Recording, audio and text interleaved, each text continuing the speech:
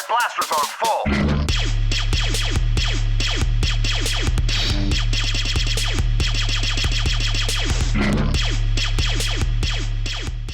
What's up guys, Gripe here with another review, and today we're going to check out the Marvel Legends Sharon Carter action figure. And this is the last figure from the Red Skull Red Onslaught Build-A-Figure wave. And as always, we'll start off by checking out the packaging, and it's typical Marvel Legends packaging. You have the Build-A-Figure logo on the top left, below that you have the Legends logo, and below that you've got the big wraparound window where you can see the figure, the accessories, and the Build-A-Figure part. Below that you've got the Wave logo, it is Captain America. And below that it says Agents of S.H.I.E.L.D., which is Sharon Carter and Mockingbird.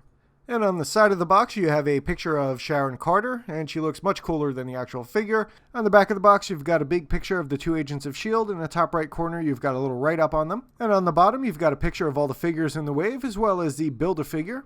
And on the other side of the box you've got a picture of Mockingbird. And on the top you've got the Cap S.H.I.E.L.D. logo, and on the bottom you've got the UPC and all the other stuff people ignore. So now I'll crack open the box and check out the accessories. And she does come with this interesting looking blaster pistol. It's got a fairly cool design, but the overall execution is very subpar. It's just plain gray plastic. There's really not that much detail to it, just kind of an odd design. Really just looks more like a toy than a weapon. You can see it came out of the box bent, and it's a very soft plastic. And she also comes with the right leg for the Build-A-Figure, and I will be checking that out in my next video. So now check out the sculpt and paint on the figure itself, and let me say just getting her standing is quite a task. She really does not balance well. There are some decent details on the sculpt itself, and the paint isn't too terrible, but the head is really not good. It's got a super shiny face paint on there. You can see it, just really reflective. It's also a really dark flesh tone. She's got that super bright lipstick that just kind of looks weird. You can see it there. It's just like a super bright red. The eyes and eyebrows actually came out really well. I really have no problems with those. The face is super pointy as well. It's kind of like a weirdly shaped face. I don't know how well it's translating on the videos. The ears actually look pretty good, and the hair looks good. I have no problems with the hair sculpt. I think it actually came out pretty good. And unlike Mockingbird, it really doesn't limit the articulation too much, which is nice. And the ponytail is a little flexible, but not that much. But certainly more so than Mockingbird's hair. But you can see the suit actually has some pretty good details sculpted into it. There's a lot of nice little texture here on the arms, and it's in a few of the other spots. There's also a lot of nice seam work going on. You can see there's some red paint there on her boob. I do like the zipper line that they did here with the silver paint. It's actually pretty crisp, and it's a nice color. The decals on the shoulders are also pretty good. I do like the detail on them. You can see this one on the right arm is a little messed up there in the top. Other than that, it's not too bad. The belt and torso area came out pretty good. Again, a lot of nice seam work and wrinkles on the torso. The belt has some good texture to it, which is nice. It is fundamentally flawed, and I'll show you that a little bit later in more detail. The arms, again, the lower arms are pretty good. The hands are absolutely abysmal. There's some really odd molding issues with those. You can see the really messed up paint on this gun. The other gun is actually pretty good. The paint on that's fairly crisp, but really bad on that one. The buckles are okay. You can see it's a little off on the main belt buckle. The smaller ones on the legs are actually pretty well done. There's no issues with those. You can see there's a little bit of a mess up there when it goes over the seam, and it's really just rough on the other side. The legs are also really dirty, and I don't know if that's the place I bought it from. Maybe it's a used figure, or if it came out of the factory like that, but I mean, it definitely looks like she's been fighting, that's for sure. You can see all the dirt there. There are some nice details on the legs as well, though. There's some texture. There's some nice straps on the boots here. It also has that nice zipper line. If it focuses, there you go. You can see that nice zipper line sculpted into it. I wish I would have put some paint on it, but it still looks pretty good. One of the things that kind of jumps right out at me is how wide apart her legs are. She's got like a really serious gap going on there, and it just kind of looks odd and unusual. Probably also does not help her balance. You can see there's some straps there on the boot, the bottom of the boot. It's really not very noticeable. She does have kind of high heel type boots on, and they are really a pain to get her balanced on. So now check out the articulation or lack thereof, although she is a little bit more articulated than Mockingbird, but that's just because her hair is in a better position.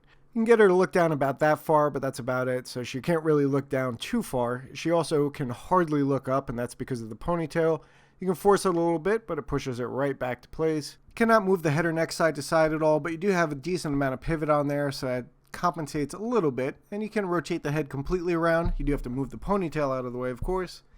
The shoulders are actually pretty decent. You can get a pretty good arm raise out of those. You're getting well over straight, which is nice.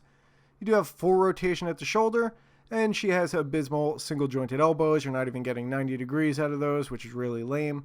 You can rotate at the elbow, I forgot to show you. The wrists are swivel and hinge, and you get about a 90-degree hinge in either direction with those, although the hands are absolutely horrendous. She does have a ball joint at the diaphragm, so you do have some decent range of motion there. You can go side to side a good amount. Really cannot get a whole lot of backwards movement out of it though, and it looks like you should be able to get more, but it just will not stay. Get a decent forward bend on there, nothing crazy though. You do have full rotation at the diaphragm, and there is none at the waist. Now for one of the biggest flaws, the belt. It really restricts her hip movement. You can see you can only get her legs out that far, and the belt rises up when you do it, and it looks really weird. I don't know why they decided to do it like that.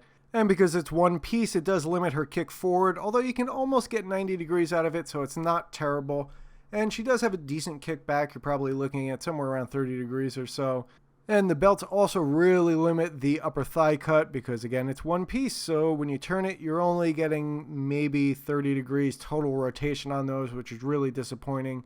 She does have pretty good double jointed knees, fortunately, so you can get those almost all the way back. It's probably the only decent joint on the figure.